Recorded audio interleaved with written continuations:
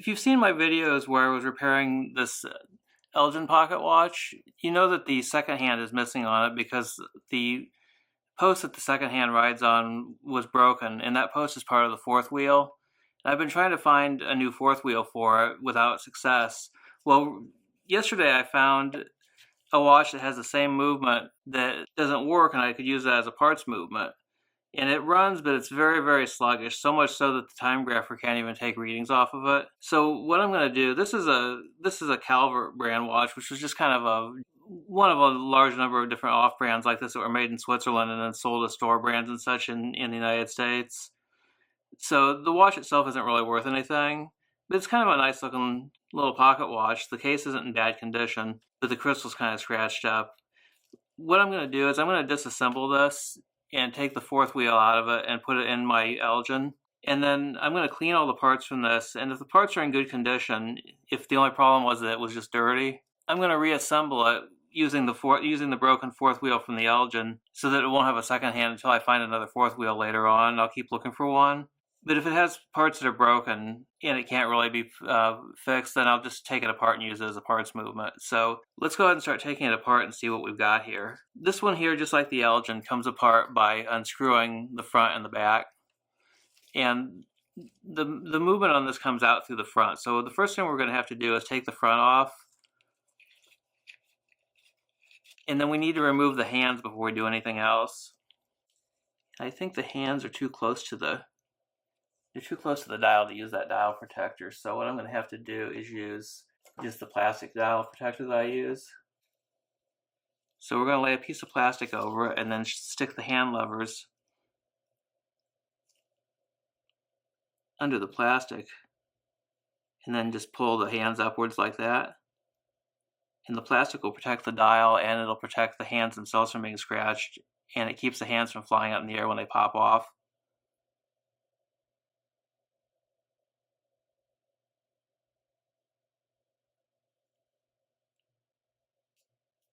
There they go. Now we need to take the second hand off and we'll do the same thing with it. This one we got to be careful because it's very close to the dial, so it's easy to damage it. That's how I broke the spindle on the other one, was I pulled it off too aggressively, I think. The spindle may have been weakened from having the hand taken on and off in the past when it was repaired too, so it's hard to say, but I gotta be real careful here. See if that came off. It's still on there. It was lifting up, but it wasn't popping off. Hope that's not going to damage the spindle. There we go. Now that the hands are off, we can take the movement out of the case, and the movement lifts out through the front. But in order to get it out, we need to take the back off first, because we need to get the stem out, and we need to take out the case screws that hold the dial into the case. To remove the movement from the case, we need to remove the two case screws, which is one here and one here, and then we also need to remove the stem and crown, and that's done by loosening the screw right here. So we're going to loosen this, pull the stem and crown, and then take out the case screws, and then the movement will drop out through the front then. Alright, the case screws are out, and I've got the stem retaining screw loosened enough that we can pull this out. So now the movement should drop out through the front of the case.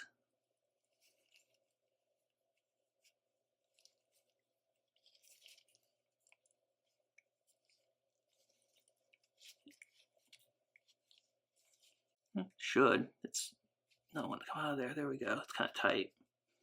This case is real dirty inside too, so that may be part of the problem. Okay, there we go. Now we need to get the dial off, and the dial is held on by two dial screws. One is right there, and the other should be on the other side of the movement. So I'm going to loosen those dial screws and we can pull the dial off. I've removed the dial screws. They were already very loose, and so were the case screws when I took them out. I have a feeling someone's taken this thing apart and didn't put it back together properly in the past. But the dial should lift right off now. There we go. There's the dial side of the movement. Now, the first thing I want to do is disassemble the keyless works. And let's go ahead and take off the dial washer and the hour wheel. And then we need to remove the set bridge here, which is held on by 2 screws, and then we can take out the minute wheel and the cannon pinion. I've taken off the set bridge, and it basically covers these gears here and keeps them from falling out. These are the intermediate wheels, and that's the minute wheel. And it also covers up the yoke and the yoke spring, keeps them from falling out. So let's go ahead and get out the minute wheel and the 2 intermediate wheels.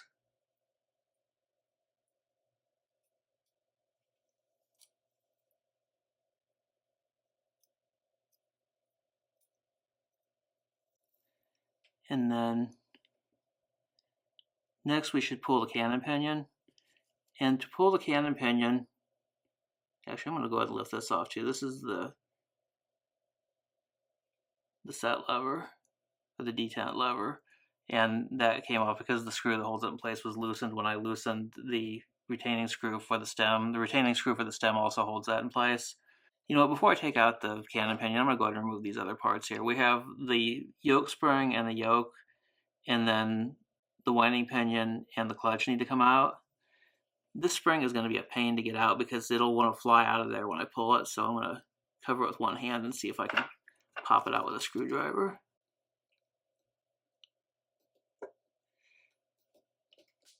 Yeah, and it did just fly out. Fortunately, it landed on the table right in front of me. Now that that's out, we can lift out the yoke.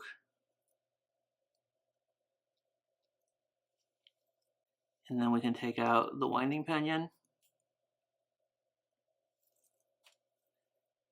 and the clutch.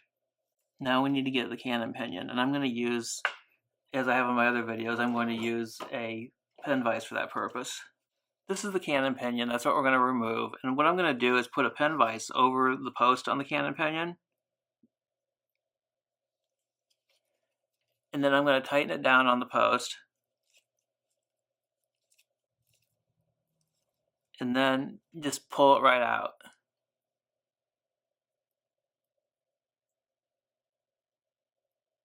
You want to pull it straight so that you don't bend that post. You don't want to bend the post that the cannon pinion rides on. There we go.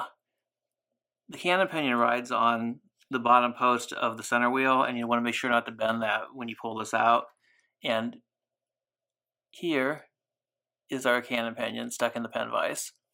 Now we can turn the movement over, and I'm going to need to put it into a movement holder to protect that pin that's sticking down from the center wheel so it doesn't get damaged, and then we can start removing the stuff on the watchmaker side of the movement. I've got the movement secured in a movement holder. The first thing that we need to do now is we need to take off the ratchet wheel here because that covers up the center wheel. So before we can take off the train bridge, we need to remove this. So I'm going to go ahead and remove the ratchet wheel and the crown wheel and the click spring. And then I'm going to have to remove the bridge and the center wheel before I can take off the mainspring barrel bridge and then the mainspring barrel. So let's go ahead and loosen these parts. I've loosened the crown wheel screw, and I want to caution you about that one. The crown wheel screw is a left-handed screw, and this is true on most watch movements. A left-handed screw is one that you have to turn clockwise to loosen and counterclockwise to tighten, which is the opposite of a normal screw. So when you are taking one of these off, you've got to be careful not to try to take it off like a normal screw, because if you turn it counterclockwise thinking you're going to loosen it, you're actually tightening it and you can strip out the threads in it. So this one needed to be turned clockwise to loosen.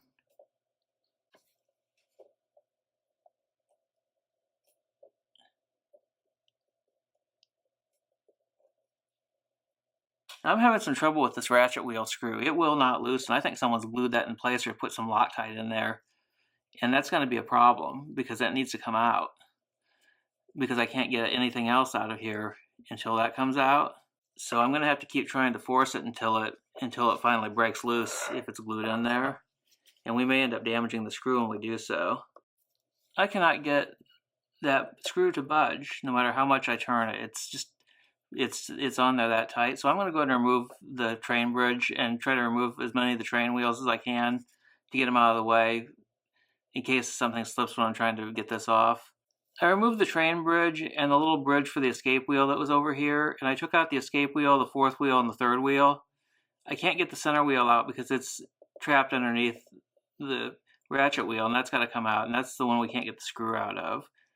So what I may have to do is take the barrel bridge off and lift it off with the center wheel at the same time to get it out of there, and hope I don't damage it when I do so. I've taken out the 3 screws.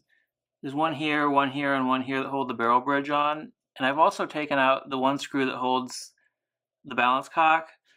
I want to remove the balance before I take anything else out. That way I don't accidentally damage it if this gear here slips and falls into it or something.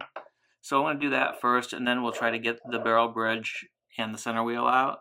And to get this out, I'm going to stick a screwdriver in this little slot right here that's used for loosening the bridge or the balance cock. Stick that in there and kind of give it a twist. You notice how the balance cock is kind of moving now. It'll pop up in just a second if I'm careful here and don't pop it up too hard. It's really stuck down there too. These usually aren't stuck down that hard. There we go.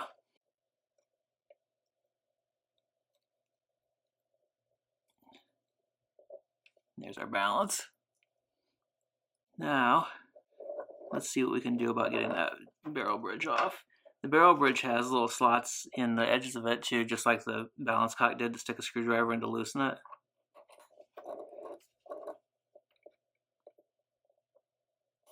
Okay, there we go.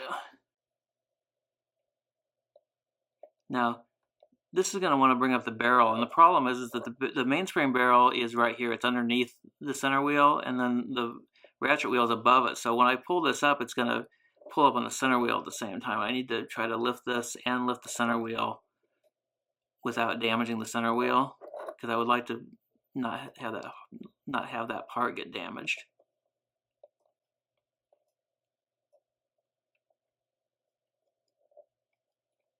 Maybe I can just drop this into my hand. That'll come out. Maybe it'll come out easier that way. Oh, there we go. I got it to come out in my hand without damaging the center wheel.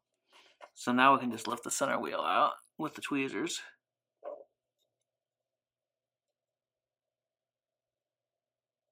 Or at least we should be able to. Not sure what we'll be holding it in place since we took the cannon pinion off on the other side. Someone's really screwed this movement up. It's got parts that seemingly glued in place, and it's really dirty too. See, that should just lift right out of there. There's no reason why that should be stuck like that. Let's see if I push it through from the other side. There we go. That popped it out. It must just be really dirty in there because it doesn't look like the spindle on it doesn't look bent or anything, so I think it's just really dirty. Alright, now let's put this back in the movement holder. Now we need to remove the pallet fork bridge and the pallet fork, and that'll be the last parts on this. And this is held on by a single screw. That screw was tight too. It looks like someone had Loctited that one, but it finally cracked open.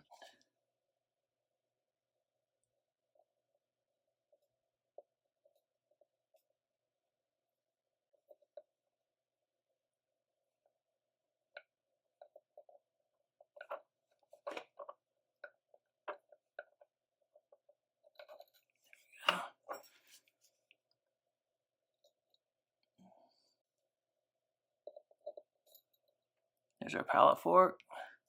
And I think the only other thing remaining in the movement is the Incabloc setting on the bottom. And for right now, I'm going to leave that in place. So everything's disassembled except I've got to figure out how to get that ratchet wheel off. I can't even pull the mainspring barrel out because the ratchet wheel's screwed into it. I may end up having to put the mainspring barrel bridge back onto the movement, that way onto the movement base plate, so that I can unscrew it without, because I don't want to set it on the table and damage the bottom of the barrel arbor sticking out there. One more thing that needs to come out too is this little screw right here. This just sticks into a hole on the base plate. It doesn't screw into it. This is the screw that's the retaining screw for the stem and for the detent lever. So that doesn't actually screw into the base plate, it just sticks through it, and then the screw threads on the bottom of it screw into the detent lever. I've reinstalled the barrel bridge so that I can try to torque this screw off, and I may end up messing it up real bad. In the end, if I can't get it out, I'm going to have to drill it out, and that's going to ruin the part and probably ruin the barrel arbor too. But that may be what we need to do to get it apart. So I think this isn't going to end up being a parts movement rather than one that I can restore, which is fine because I could use parts for this movement anyway. These are common pocket watch movements, and I'm taking off the fourth wheel to use another movement anyway. But I would rather have been able to put it back together. You can see here it says Harper Watch Company. That's probably another American importer that put their name on Swiss watches. That's what a lot of the generic Swiss watches were made for. They were sold to American importers that put their names on them, like Calvert's another one of those names. I've got a couple of wristwatches that are kind of generic Swiss wristwatches like that too, with names like Andre Boucard and Crawford, and I've seen several other ones too that look virtually identical to each other, but they have different names on the dials. The actual movement is a Unitas 431 445, and you can see the maker's mark right here underneath where the balance wheel goes. Well, I got it off, and it broke the head of the screw right off. The rest of the screw is still in the barrel arbor, and it must be glued in there with some really powerful Loctite or something, because the screw head came off on the ratchet wheel.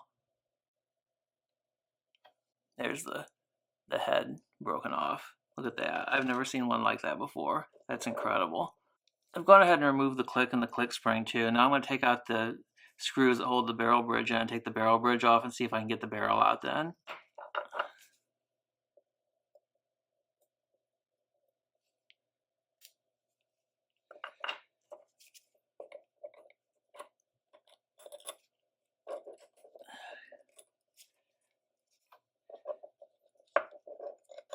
Well, there's the barrel, and I'm going to open it up. The bottom of the barrel has the barrel lid, and to get it off, you just put it lid side up and press down on a flat surface, a hard table, and it'll pop off. So there's our mainspring for it. The mainspring on this is probably no good after all these years, but let's go ahead and take it out because it's going to have to come out anyway. The barrel arbor's messed up. I want to try to get the arbor out separate from the spring so that it doesn't go flying across the room.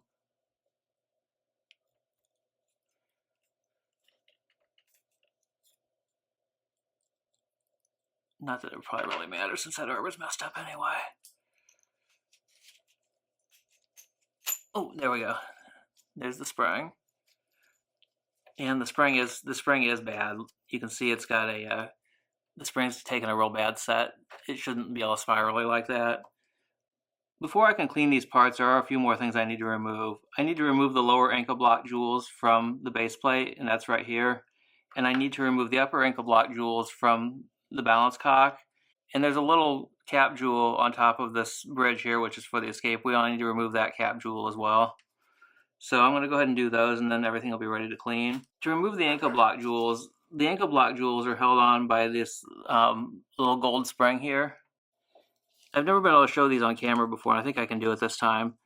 To remove the Incabloc jewels, you have to open the spring, and you do it by taking a pair of tweezers and pushing on one side of the spring at a time, gently so you don't break it, just enough to pop the spring out of the ends here where they're tucked under.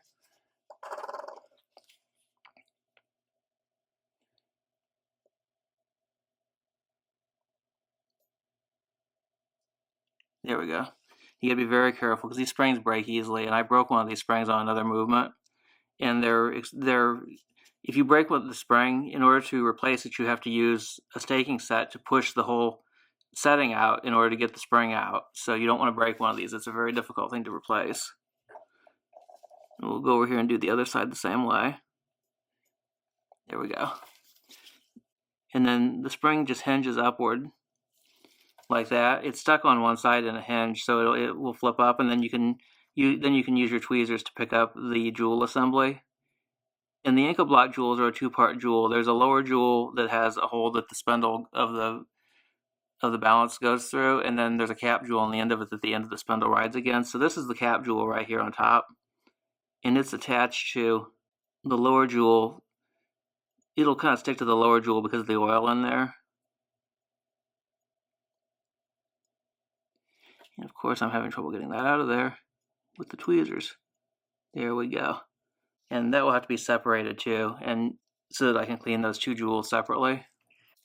Now that we have the jewels out, I need to close the Incabloc spring. You don't want to leave this open and flopping around because there's a possibility of it getting damaged while you're cleaning the parts. So we're just going to flip it shut and then use the tweezers to gently stick each side back in underneath the little lip that it goes under right here in the front.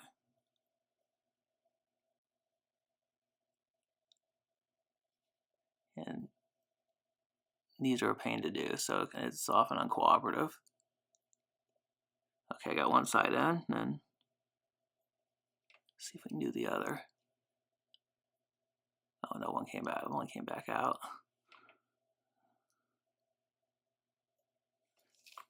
There we go. That was easier than I thought it would be.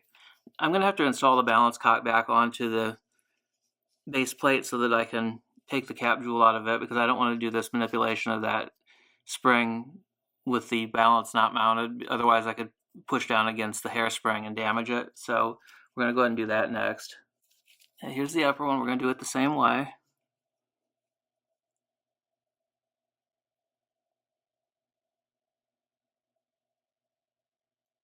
There we go. Got one side out. Turn it around to make it a little easier on me.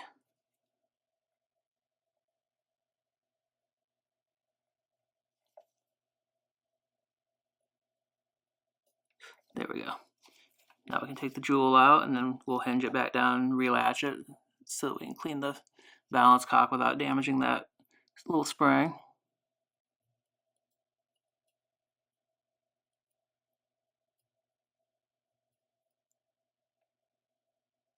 There we go.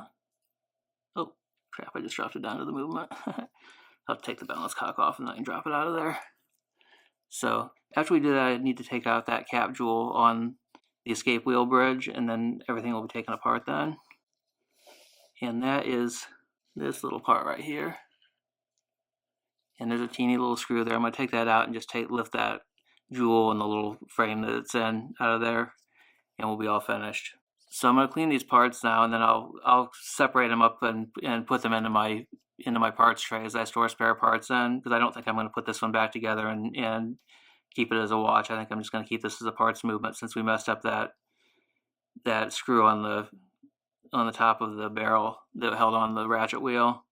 I'm sure somebody had glued that thing in there with some really, really strong Loctite or some super glue or something, because it just would not budge. When I turned it hard enough to turn it, it just twisted the head right off the screw. So that part is ruined.